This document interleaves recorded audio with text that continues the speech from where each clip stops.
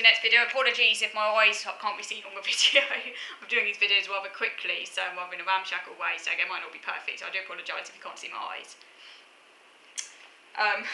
So now we're moving on now to this paradigm shift that Chapman says the neurodiversity movement should endorse in terms of making it sort of scientifically legitimate. And he talks about someone called Nick Walker.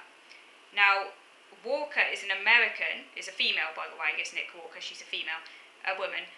Nick Walker, she's an American and she lives on the East Coast. And as a teenager, she was involved in the queer and anti-fascist activism. She's a descendant of Jewish Holocaust survivors, like Singer, and she's a late diagnosed autistic. Now, she used paradigm as a concept derived from the philosopher Thomas Kuhn, which was developed to make sense of how science develops through history. A paradigm is fundamental assumptions that guide research in a given period, changing how we think about and study neurodiversity. The pathology paradigm starts from the assumption that significant divergences from dominant norms of cognition are some form of deficit, defect, pathology. So that you have normal and then other than normal, and normal is privileged as the superior state. According to Walker, neurodiversity is an axis of human diversity, like ethnic diversity, and it is subject to the same sorts of social dynamics of social power, inequalities, privilege, and oppression. The pathologisation of neurominorities is recognised as simply another form of systemic oppression which functions similarly to the oppression of other types of minority groups. She says this is analogous to the shift from viewing homosexuality as a mental disorder to reframing it as a minority sexual orientation. Well, okay, so I completely disagree with her there. Yes, I'm not denying that obviously so-called neurominorities, if you want to use that word, are heavily discriminated against. There's a lot of rampant ableism, a lot of oppression, a lot of violent ableism and microaggressions that people with neurological disabilities face in their lives. And that we should be challenging that and fighting against that. Okay? I'm 100% for fighting that type of oppression. But to say that it is equivalent to being gay is quite frankly insulting. I'm gay myself, I'm a lesbian.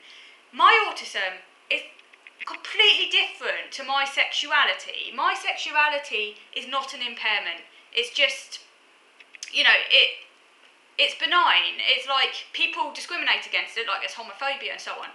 But it's not an impairment. It's not experienced intrinsically as a problem. My autism is. They're completely separate things. And autism is a mental disorder. And she says that is analogous to viewing homosexuality as a mental disorder, but homosexuality has never been a mental disorder. It was wrongly described as a mental disorder, and it was, seen as a mental disease, and it was in the DSM at one point as a personality malfunction, and that was because of a lot because of like extreme homophobia and the way it was viewed as something that needed to be like treated and seen as kind of abnormal. And we've come a long way from that, quite rightly so. But autism is a mental disorder. That doesn't mean that it's wrong to be autistic or bad to be autistic, or that autistic people should be treated with disdain or with ableism. Those are two separate things. We can fight ableism. We can fight a type of pathologisation, if you want to call it that, for tries to punish autistic people and uses really harmful methods to get them to conform. We can fight that type of pathologisation, while at the same time understanding that autism is a mental disorder. And I find it really offensive that these people are spouting such shit these are privileged academics. They are living quite cushy lives. They don't have the functional impairments I have, and no wonder. That's why they're spouting this shit. Because they had the life I had, they certainly would not be saying such shit. They really would not. And I find it really very offensive. So, just clear that one up. Very offensive. So yeah, so Chapman goes on, he says he talked about how the neurodiversity movement began to form the basis for a different way of generating knowledge, incorporating the social models of functioning. They never talk about the biopsychosocial model, and yet that is by far the most balanced way of looking at this. They always emphasise this really hard social model, like really extreme. It's almost like they're trying to counterbalance the extremity of the medical model by going the opposite way and creating new problems instead of actually meeting somewhere in the middle. Got biopsychosocial model, but they never mention the biopsychosocial model of these academics. Oh yeah, now Chapman also says that Walker did not explore in detail exactly what it would take to change the paradigm. So the current understanding of the paradigm shift is limited. Neither Walker nor any neurodiversity theorist has until now provided a historical materialist analysis of the pathology paradigm, which is what Chapman claims he has done. He says, the paradigm arose because it allowed the individualisation of neurodivergent disablement. He talks about the way it naturalises the increasingly restricted conceptions of normality, and that it grew to mirror the needs of the capitalist economy. That's kind of what his whole book is about. So these material conditions, he says, need to be changed, not just thinking. Well, I agree that material conditions need to be changed. We live in a very oppressive society, so I agree with him there. He doesn't really say how that's going to be changed, though. Many of these academics don't, they leave that open. But anyway, he says there is some awareness of the need to change the material conditions. He talks about bringing in the social model.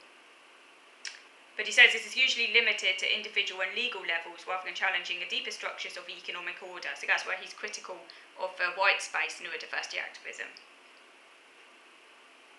And he says there's no analysis of whether liberation under capitalism is even possible. He says the idea that it takes more than just neurotypical minds for group society to function, he said, is the opposite of what Nazi ideology held. He said the Nazis' view saw society as an organism that required uniformity of all its parts. He said the neurodiversity movement view holds society that requires diversity. But to me, they're not actually as different as it appears, because saying that it takes more than just neurotypical minds for group society to function is actually, although it looks different to the Nazi rhetoric, it's not that different, because it's still saying that people only have worth in relation to greater society, instead of saying that they actually have inherent worth as individuals, irrespective of what they contribute to society. So I don't actually see it as that different to like Nazi eugenic thinking. It seems like he's making out there's a difference, but the difference is actually really subtle, and it's more just a kind of like a linguistic distinction, like talking about more than just neurotypical minds for group society to function, whereas Nazis saw society as an organism that required uniformity. So Chapman's saying that society functions because of diversity as opposed to uniformity. But I don't exist for society. No one does. They exist for themselves. They exist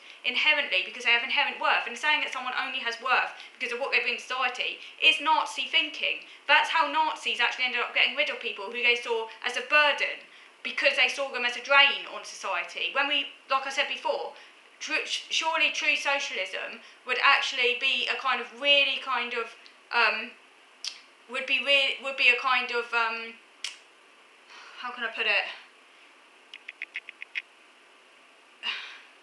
I've lost the words. Eric Fromm actually wrote a good book about this.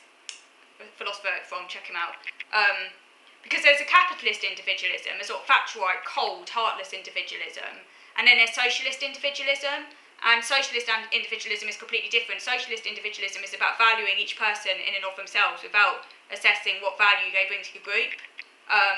Whereas factual individualism is cold and heartless and lets everyone be on their own. It's like freedom from fat-right individualism, freedom from, like no state support, nothing, versus From's idea of freedom for, where a person's true individuality is allowed to flourish with the help of society.